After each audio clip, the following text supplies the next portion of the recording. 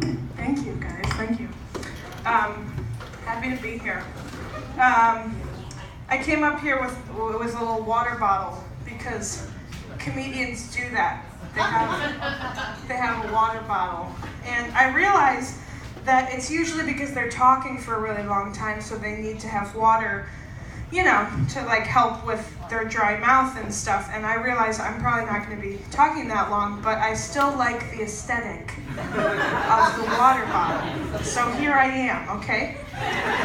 Thank you for accepting me for who I am. Guys, it's been a long week. It's Friday. Anybody else have a long week? Yeah? Yes. Yeah. I am in that period of my life where I'm between graduating college and having a real big girl job. My dad likes to refer to it lovingly as the tween years. Despite my many efforts to explain that I already lived through my tween years, and it included a lot more crying in my room to secondhand serenade, mourning the loss of the relationship that I didn't have. So these tween years are a little different for me. I would describe them like this. If you were thrown into the ocean with one paddle and your boat was a cracker, the ocean was also in a sauna, that would be these tween years, because I feel like sometimes I'm just going in circles and the ground is kind of crumbling under my feet and I'm always sweaty. And that's just kind of my attitude towards life right now.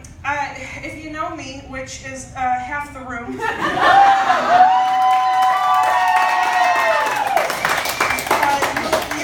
you know that I work at a grocery store, which it's just a terrible place to work. I'm sorry if anybody works in a grocery store or knows somebody, pray for them. It's just, it's fine. It was kind of like a temporary position, right? I got out of college, I was like, I'm just gonna take it for now and go behind. And here we are, a year and a couple months later, and I just keep telling myself I'm gonna quit, and I don't. But that's all right. I gotta make that bread, as the kids say.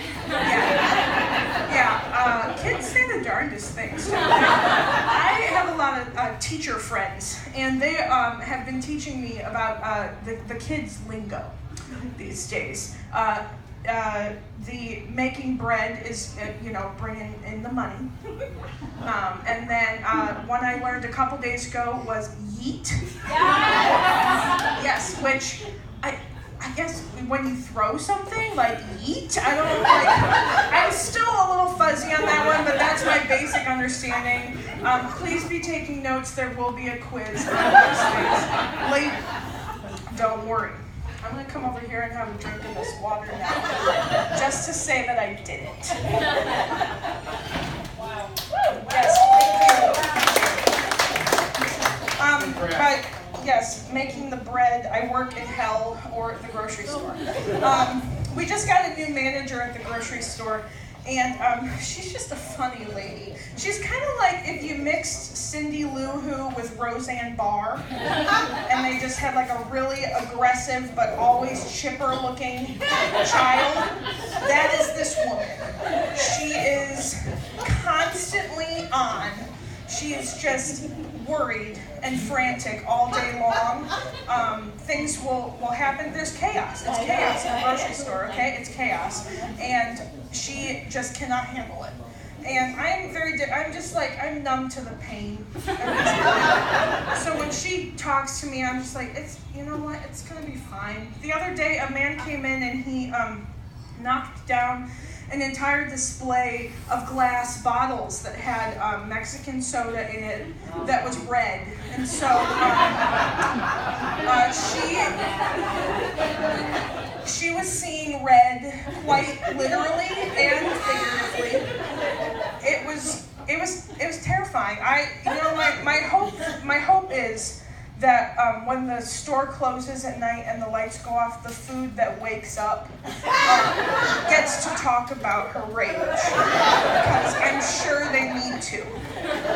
I'm like at the point where I just get like a glazed over look all day. This is fine. The other day a woman came in and she dropped an entire container of coffee creamer on herself. Don't ask me how. I don't know how, but she just kind of like ranted into my dead eyes for 15 minutes before I went to get my manager. And at this point, I'm kind of like, bring it on, Susan. Like, please. Like, verbally abuse me. I need this to feel alive. So that's my work situation. And recently I've been thinking, other ways to make money. And I thought of this great idea for an app. It's like Tinder, but it's for overweight people who are looking for like a support group called Thinner. And like, that's a pretty cool idea, right? I have no idea how to start an app. Is there a hotline that you call? Like, who do I talk to? I don't even know where to begin. So I don't think anything's gonna happen there, but like, just know that it was my idea. Okay, if anyone comes to you with that idea, just know that it was me. Tinder is kind of a weird thing in general. I don't really understand it. I feel like that's like the main way that people date my age, and I don't get it.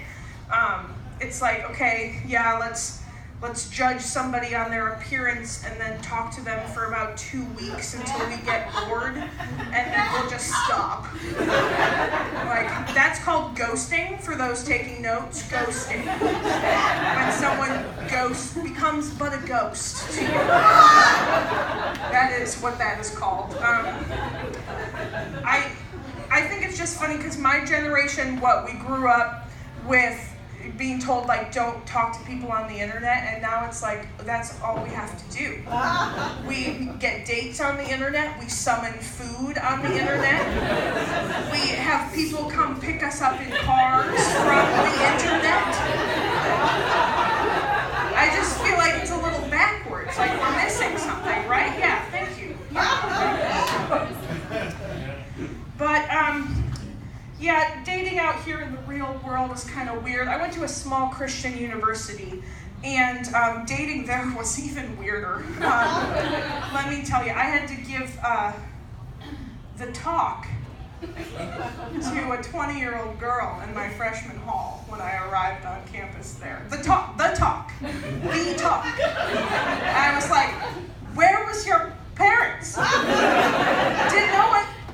This poor girl, and she did meet her husband that semester, so you're welcome. That's all I have to say. That's all I'm saying.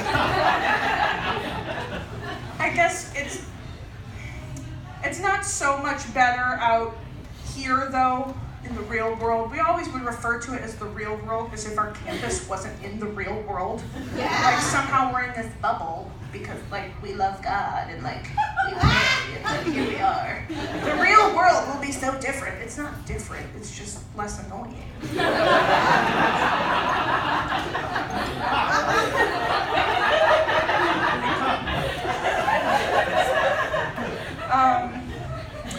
But yeah, dating is still weird. I went on a date with a guy once, and he was a furry. And if you don't know what that was, are you down? Are you good? It's a joke. What is it? Yeah, I'm gonna say, if you don't know what a furry is, I would encourage you to look it up on your own. That will not be on the quiz. And I don't mean to kink shame at all. If you're into that, go for it. I am not into that. And there was no forewarning of this when we were talking. And I show up on this date, this very fancy date, We went to Giordano's. And he like played it up like we were going somewhere fancy, as if I don't have a Giordano's around the corner from my house. So I arrived and he kind of like gave a little introduction speech, and then he was like, okay, you can pick your animal, like choose your Pokemon. Pick a fighter. And I was like, okay, no thank you. Needless to say, there was not a second date. I hope he's doing well, though. He had a lot of options for his lady friend out there, so I hope she picked one.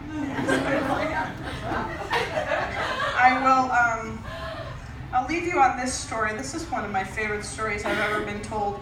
This was not me, but this is a true story. I think my friend's sister's friend's cousin this happened to.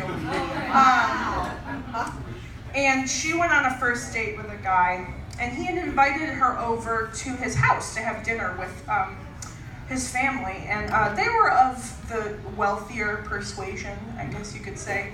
And so she had to like dress real nicely and come to dinner, and she gets there and she has to go to the bathroom, but she doesn't want to say the word bathroom or toilet to these people because somehow that's dirty.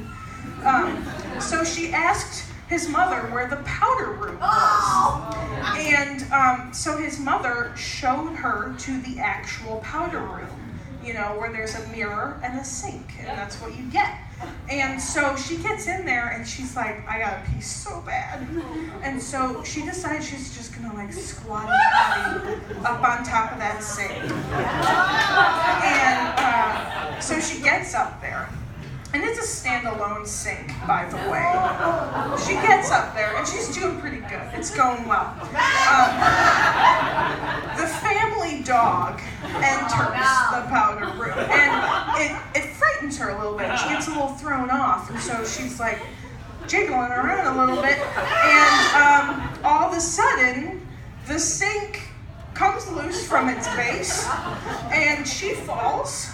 And she falls on the dog, and she hits her head on the way down and passes out. So you'll imagine the family's surprise when they come into the powder room, and there's water flooding the floor, and there's a passed out girl with a skirt around her head, and the family dog has been crushed by the sink.